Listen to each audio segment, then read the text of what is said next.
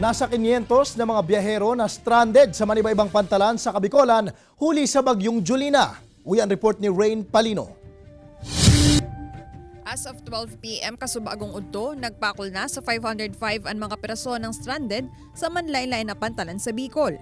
Apwera digdi igwama na sa 167 na rolling cargoes as in 14 sea vessels. Apwera sa mga lulunang pandagat, igwama nin 170 persona na stranded sa Maharlika Highway, kan Matnog Sorsogon, kabalin na ang 58 trucks at siyam na light vehicles. Katakod kainin na naunaman ang mga otoridad din mga pagkakan para sa mga taong stranded sa Tawkan Tinampo asin mga pantalan. Sa probinsya din Camarines Sur, nagpautob naman ni No Sailing Policy and PCG Camsur nganing malikayan ang mga aksidente sa Tawkan Kadagatan.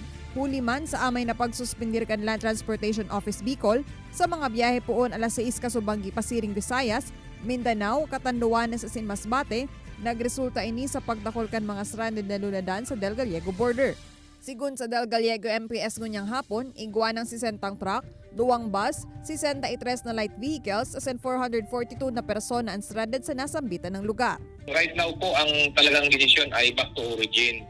So hindi naman po talaga kumbaga na basta-basta lang natin pabalikin sa original na kanilang pinanggalingan kasi ang iba po dyan ay talagang malalayo pa. So sa ngayon po ang